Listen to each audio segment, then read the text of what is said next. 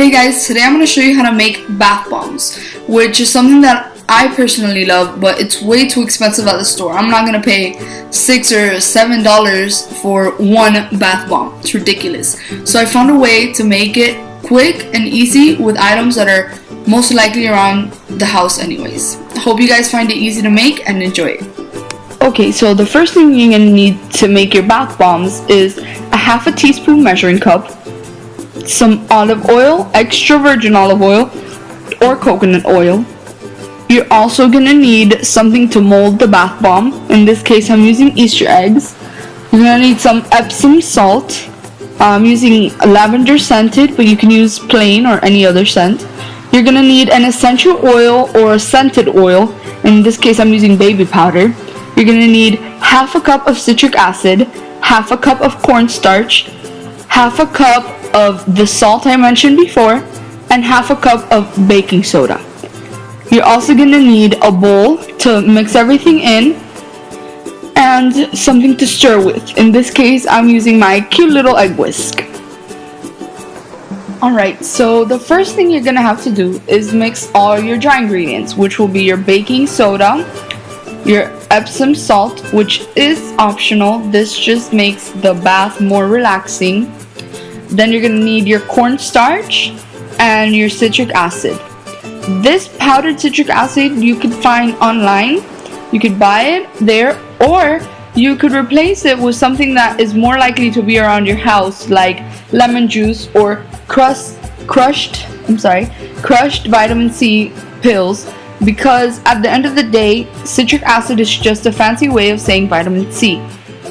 If you're gonna use this method, I suggest you put it through a sieve before you combine it with the rest, because if you didn't grind the tablets well enough, there are still gonna be some fragments, like maybe even big pieces of medicine in there. So you don't want that in your batch of mixture, because it's very unappealing to have it in your end product.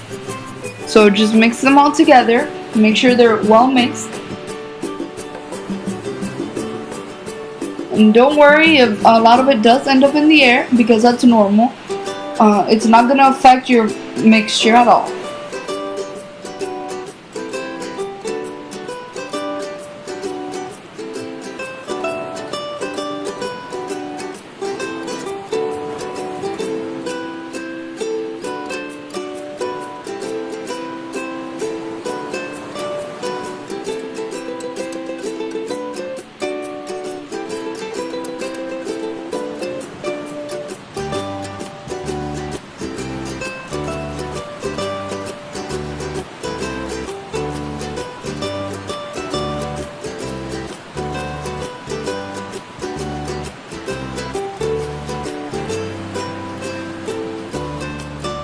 Okay, perfect.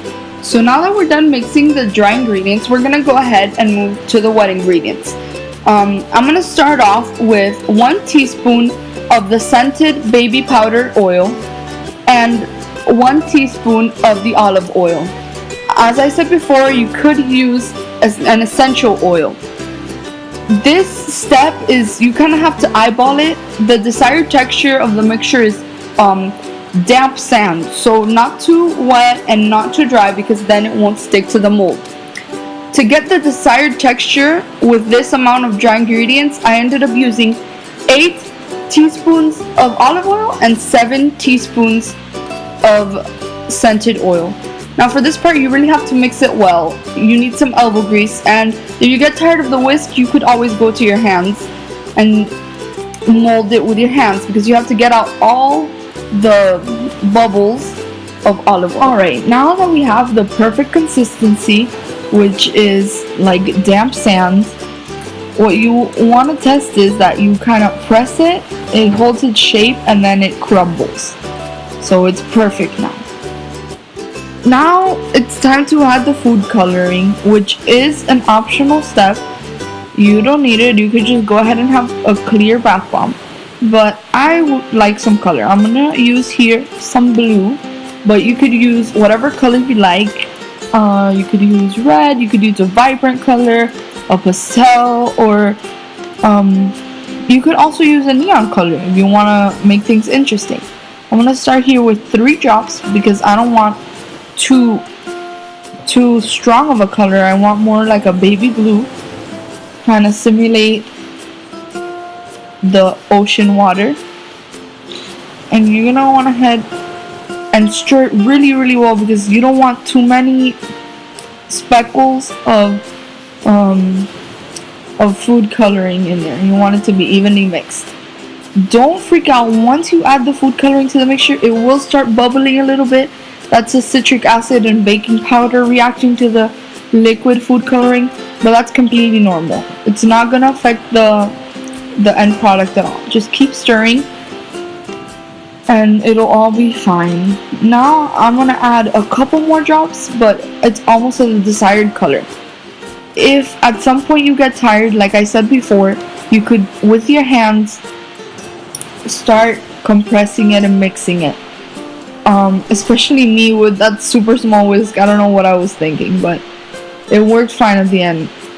If you are going to use your hands, put on some type of glove or protection from the food coloring, because your hands will get stained and you will have to go to work or school with colored hands, which I can imagine is not that fun.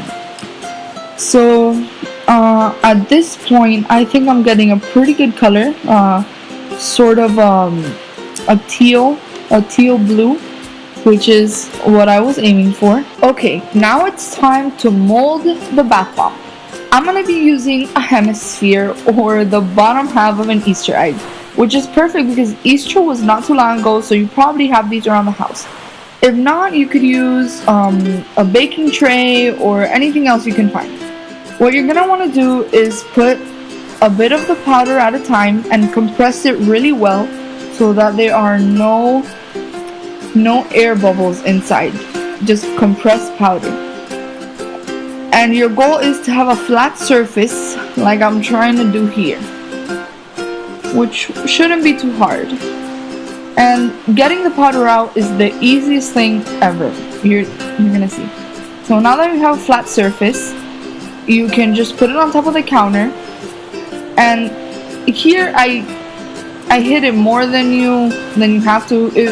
Really, if you just hit it twice, it'll come out fine. But I don't know why I was mad at the Easter egg.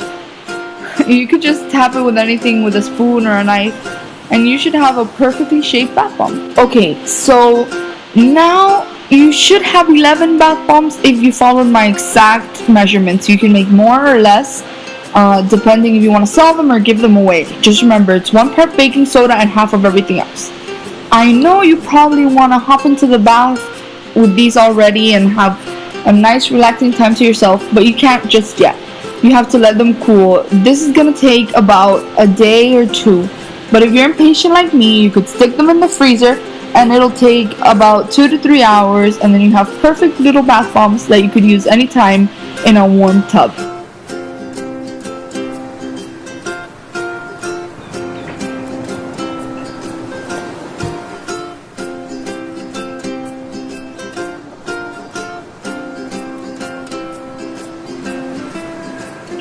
Alright guys, that's it for today's video. I hope you found it helpful and that it quenched your thirst for the knowledge of how to make your own bath bomb. Also, if you use this video to make the bath bombs, make sure to take a picture or a video and post it on Instagram or Twitter and tag us at officialme3o.